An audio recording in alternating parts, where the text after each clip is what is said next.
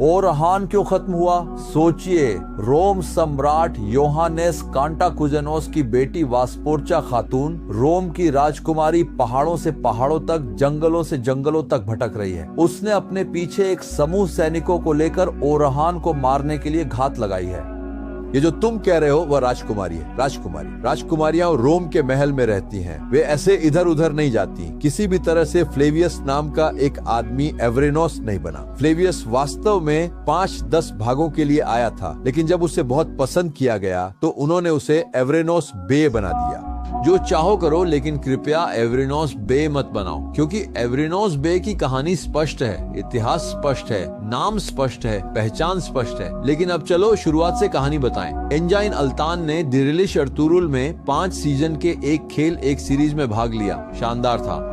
अभिनय शानदार है, पोशाकें शानदार हैं, तंबू, आकृतियां, सजावट शानदार है और लोग भूखे हैं। हमारे पूर्वज कैसे रहते थे, मंगोलों के साथ क्या सहते थे, रोमनों के खिलाफ कैसे संघर्ष करते थे, ये बहुत अच्छी तरह से बताया गया था। फिर उसका बेटा शुरू हुआ, बुराको चिवित, बहुत चरित्रवान बच्चा, बहुत ही हैंडसम बच्चा है, बहुत अच्छा अभिनय भी करता है, लंबा कद काठी वाला, तलवार पकड़ता है, मारता है, तोड़ता है। पहले 2 एपिसोड में काला यागिज उस्मान, जोशीला उस्मान, हड्डी तोड़ने वाला उस्मान।